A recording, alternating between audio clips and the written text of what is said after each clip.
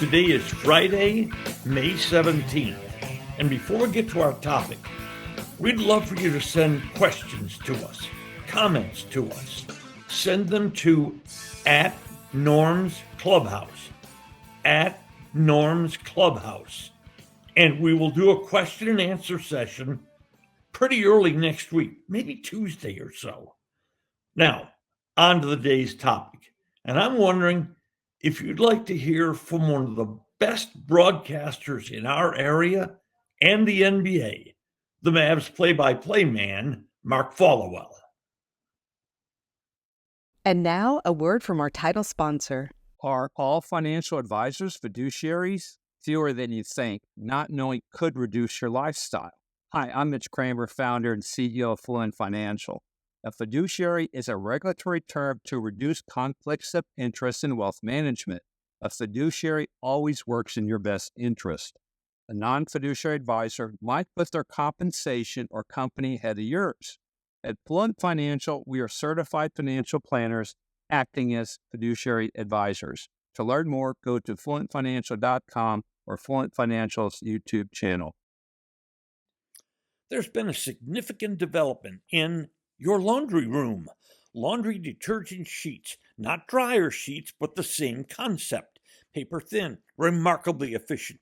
Just toss one into your load of clothes and voila! Sparkling clean and smelling great. And as a plus, they're hypoallergenic for those with sensitive skin. Jugs of detergent. Jugs that just wind up in trash heaps. It's easy to get your laundry detergent sheets. Just go to the link in today's podcast episode. Introducing Star Power Smart Home Solutions, where cutting-edge technology meets effortless living. Control your entire home with just a tap on your smartphone. Adjust the lights, set the perfect temperature, and ensure your home is secure, all from the palm of your hand. Star Power has the experts that will transform your house into a secure, smart home. Experience the ultimate solution in comfort and security for your family. Get started at GetStarPower.com. Star Power, where innovation meets home. Though he looks 30 years old, Mark Followill is actually 53 years old. And he was 30 years old when he began working on the Mavericks broadcasts. First radio, then TV. He's also an accomplished soccer broadcaster, having done FC Dallas games, World Cup games, and the Summer Olympics for NBC. First, thank you for your time. We understand how busy this time of the year can be for you. Norm, it's never too busy to talk to you. Hope you're doing well, my friend, and it's great for us to catch up about the Mavs at a really exciting time right now. Yes, it is. No offense to the last several versions of the Dallas Mavericks, but they did not look like tough teams. This team looks much tougher than recent Maverick teams. What's changed? Well, I think some of that process started in the offseason. Drafting Derek Lively helped. Signing Derek Jones Jr. certainly helped. But clearly the moves that put them over the top in that regard and really changed the dynamic of the team was the trades that they made at the deadline. Adding P.J. Washington Jr. and getting him out of, obviously, a less than ideal situation with Charlotte. And then adding Daniel Gafford, who led the league in field goal percentage, is an exciting and active and enthusiastic and vocal player around the basket who finishes with authority and also blocks shots with a lot of zeal as well. So I think this has been a process, but the biggest moves were the ones that they made in February. Luka has been battling knee and ankle problems since the middle of the Clippers series. Mm-hmm. Last night, he seemed to the naked eye to be a bit healthier. He seemed to be moving a bit better. Was that healing or was that adrenaline? Oh, I think probably it's adrenaline and it's focus and it's a realization of where things stood in the series. Much like I thought that his Game 5 performance against the Clippers sort of had the same air about it. You know, that morning, if you recall, Norm, Luka spoke at the shoot-around the Mavericks had out in Los Angeles and said he wouldn't be playing if this were a regular season game. And a knee sprain, especially when you're playing on it every other day, isn't just going to heal overnight. So, you know, I think it was Luka playing on adrenaline. It was Luka playing on focus. It was determination. I mean, there's obviously a lot at stake here, and there's a great opportunity for the Mavs with the way things look right now in the Western Conference. Obviously, if they were fortunate enough to get past Oklahoma City, which the work is obviously not done there, they have tough games and a tough series out in front of them. But I felt like it was Luka just moving well and had his mind and his body in the right place from a focus standpoint. Mark, the Mavericks have been never noted as a stern defensive team. And in fact, quite honestly, the last several years, they were thought to be a soft defensive team. Mm-hmm. This team in the postseason, and even approaching the postseason, has changed. They allowed 117 to the Oklahoma City Thunder in the first game, and then 110, and then 101, and then 100, and then 90. They held the Clippers to 100 or less 4 times. What or who changed that? Well, it's a commitment to the defensive end of the floor that started from whenever Jason Kidd arrived here. We saw them play well in the playoffs 2 years ago. Obviously, there was a stumble there last year. I would number one, I would also, or number two, I guess I would add that there's thunderstorms happening, and so I just had a big lightning strike at the house. So I'm sorry, I got a little distracted there for a second. But I think to getting back to our point about toughness, the player acquisitions helped. I think that because you have a coach that is very well respected, starting with the 2 best players in the team, there's absolute buy-in from Luka and Kyrie to their participation on the defensive end of the floor, and I think that shows. But adding Jones, adding Gafford, adding Lively, adding Washington, Green is an energetic defender off the bench. I think that they have a group that's just there's buy-in from top to bottom on the roster. There's a coach that's demanded it and preached it and knows the importance of it, because it was the same thing with the Mavericks of the past when Jason Kidd was here. They had a soft defensive reputation, and he was part of turning that defensive reputation around and en route to winning the 2011 title. Once again, we saw something evidenced in Wednesday night's game. 3-point shooting. The Mavericks made 14 of 35, 40%. Oklahoma City made 10 of 40, 25%. And even in what looked like a comfortable win, 4 more Oklahoma City threes, and that's an even basketball game.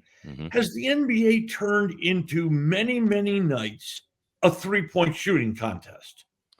To some degree, I think some things have changed a little bit here in terms of how the game has been refereed over the course of since around the All-Star break in the regular season. And so, more physicality is being allowed, which is mitigating some of the offense that we saw, the explosiveness of offensive numbers that we saw early in the season. But this playoff run, making threes has been a huge indicator of winning playoff games. And the number has been, interestingly enough, 14, what the Mavericks made, 14 of 35, 40% what the Mavs made in game 5. The teams this year in the postseason, Norm, that have made at least 14 3-pointers are 28-4 as of the Mavericks win over the Thunder on Wednesday night. And for those who might think, well, maybe it's that way all the time, I looked at the last 5 postseasons, and the win clip of making 14 threes is about 65%. So still certainly very advantageous to do so. But this year, maybe it's the way the games are being refereed, and there just isn't as much space. And so there isn't as much 3-point shooting as we saw in the past. But if you can get that number up to the mid-teens, again, 14 being the number this year, that's been a huge indicator. Teams are winning 87.5% of the time through Wednesday night when they're doing that. For several seasons, the Mavericks have searched to put the right combo around Luka Doncic. Have they found the right combo now? Man, they're really close. I think maybe a little bit more shooting to supplement all of the defense and rebounding that they have around Luka and Kyrie. And by the way, I mean, Kyrie's a big part of this too. Kyrie is a superstar who Luka respects. Kyrie can take over games. Luka can defer to him. Kyrie can take the pressure off. Kyrie has championship experience. I think his mentorship and his leadership have been important, not just for Luka, but for the entire team. And then moving on from there, obviously, when you have two outstanding offensive players, then you need defense and rebounding and toughness to some of our earlier discussions around them. And they've added a lot of that. Now, part of that means that teams are playing to really stop Luka and Kyrie and play off some of those other guys. So a little bit more shooting when we talk roster construction moving forward would probably help. But this is a great mix and a team that should make all fans excited about what they're doing right now and what the future looks like too for this group around Luka and Kyrie. You brought up Kyrie. Kyrie's had a checkered past with a more than fair amount of controversy. Mm-hmm. The two characteristics of Kyrie in the past were, number one, he wanted to be the centerpiece. And number two, he could be a problem off the floor. That's not at all the Kyrie we're seeing. He's fine off the floor. He's wonderful on the floor. What made Kyrie change from his former self to the Kyrie now, whom we see seemingly happy to play Tonto to Luka Doncic's Lone Ranger? That's a unique analogy. It's the first time I've heard it characterized that way. Number one, I think that Kyrie has immense respect for Jason Kidd and general manager Nico Harrison. He looked up to Kidd as a player. He has a past relationship with Nico Harrison. I think that the recognition that those guys wanted him here spoke volumes whenever they acquired him in trade. And obviously he wants to make this work and do right by individuals that he respects. Obviously, we all change as we get older. Kyrie just turned 32 years old a couple of months ago. I think that probably has something to do with the equation as well.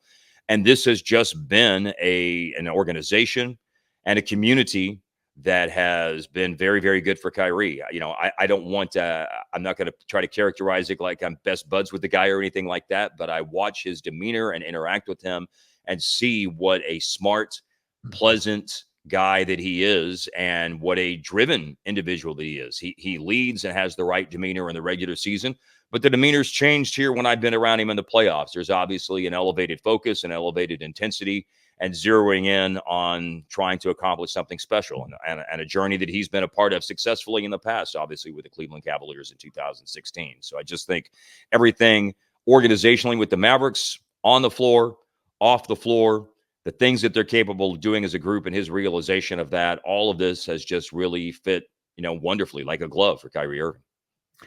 The Mavericks played pretty well in the first half of the season.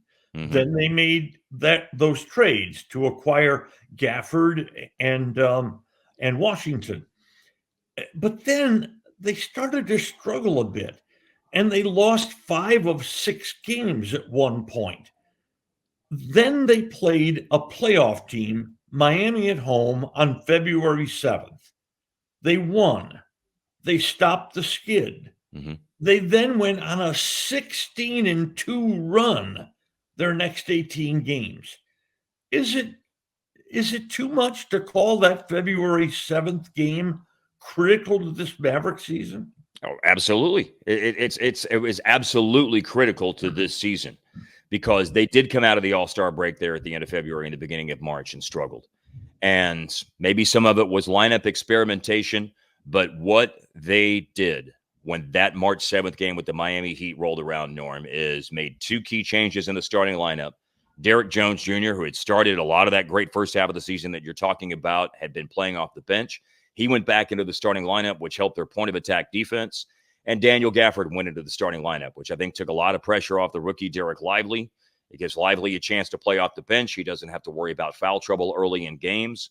And Gafford came in and gave them a presence as a great finisher around the rim and a guy who contests shots at the rim and protects the paint. And their paint defense has been fantastic ever since that lineup change and really since the trades. I mean, they had the second best paint defense in the league from February the 10th until the end of the season. So that game was critical because it was a time whenever the staff stepped back and said, things aren't going well. Everything is on the table to change right now. There was a post-game meeting after the Indiana loss that happened on March the 5th. I think there was a lot of really good conversation. It wasn't like some sort of like paint peeling off the walls, come to Jesus meeting. It was just a very open conversation about here's what's wrong. Here's what we think we have to do to fix it. And from that point forward, things have been fantastic for them. And I think the mentality that changed and the strategic things that changed were infinitely and vitally important. I don't know if Jason Kidd has ever gotten the kind of respect he's due as a coach. Early in his career, Jason Kidd was like a lot of coaches, lost at times, quite honestly. Mm-hmm. But now he's made it through a couple of jobs. He's here, and he seems to be more settled, and he seems to be more focused on the individual needs of the players on his roster. Is this just a guy growing up in his job? Some of that is the case, yes. Jason, however, has always been very quick to tip the cap to Frank Vogel, who was the head coach of the Lakers when they won the title in the bubble in 2020. Jason was an assistant on that staff. Jason, by his own admission, said he probably went too quickly from player to the big chair to being a head coach, because remember, he retired with the Knicks, went right into being the head coach for the Nets, and then moved on to his 4 years with the Bucks. So his time with Frank Vogel has been instrumental by his own admission, because he learned more about communication, particularly about communication between head coach and high-level star caliber players. And I believe that Jason is also, much like Kyrie Irving, Jason's in a situation that is good for him, and there are things around him to succeed. There is a place here that obviously he has a great affinity for and desperately wants to succeed. I think his past relationship, obviously, with individuals in this organization, starting with, at the time, majority owner, now minority owner Mark Cuban, his past relationship with Nico Harrison. I think it's a lot like Kyrie. Yes, it's getting older and maturing. It's learning from people around you. And then it's coming to a situation where you feel good because of things that have happened in the past. And you've got a group around you from top to bottom in an organization that's invested in your success. And finally, Luka's coming off an awesome season. Mm-hmm. If you combine points and assists and rebounds, you can make a case for this being the best all-around season ever in the NBA. And yet, that season only got him third in the MVP voting. Mark, Luka complains a lot. He gestures a lot. He has, when things aren't going well, sour looks. Do you think that's cost him votes in the MVP voting? Hard to say, but I think if you base it on things that other individuals who do vote in it have said, yeah, it probably has. It probably has hurt him. I think as it relates to this year, I think that there was, there's a lot of like voter fatigue and things along those lines. There's some weird dynamics at play with the MVP, and I used to get to vote on it. The league doesn't let the team broadcasters vote on these awards anymore because contracts and incentives and raises and things like that are tied to it. And they just, they feel like there's a conflict of interest there, whatever. But I think that, last year, Jokic and Denver won the title. The previous season, obviously, they did not vote Jokic a third straight MVP. It was Embiid. It almost seemed like that we were destined for a make good this year. And Jokic and Denver obviously had a great season. And I think that sort of seems like the way we were headed all along. For the Mavs, unfortunately, they did stumble in the middle of the year and the record dropped down close to 500. I think they got within 3 games over 500 at 26 and 23, right before things started to turn around and Kyrie got healthy and the trades were made. And I think languishing down there at 8th or 9th for a significant chunk of the season, 7th, 8th, 9th place probably cost Luka votes because the cake was baked already at that point, and there wasn't any going back and changing any minds as things improved for them at the very end of the season. Everybody sort of had their mind made up. But to your question, I'm sure, just based on what people have said, I guess that's probably cost him some amount of support out there among MVP voters. But hopefully this playoff run and the amazing season that he had puts him in a really good position for next year in that regard. Mark, we appreciate your time and keep broadcasting victories. Well, I will do everything I can to help things get along here in this playoff run. It's been a lot of fun broadcasting the games when I've been able to, watching the games like everybody else here. And it's been good times, Norm, for sure. And hopefully the train keeps on moving. God bless you, my friend. You got it, Norm. Take care. Great to talk to you. Today's episode brought to you by Fluent Financial, Retire Sooner, Better Lifestyle, and by Star Power, Love Where You Live. Just Wondering is a production of DSP Media for FanStream Sports. You can find Norm's show along with other great programming at fanstreamsports.com. Thank you for listening to today's episode. If you enjoyed it, hit follow. And every weekday, a fresh new episode of Just Wondering will be delivered right to you. And if you enjoy this podcast, please share it with a friend. Finally, should you have questions or comments, please share them with us by going to X and our address at Norm's Clubhouse. That's Just Wondering with Norm Hitzges. And every day, I'll be just wondering about something. And I'm Mary Hitchkus, and I'm just wondering too.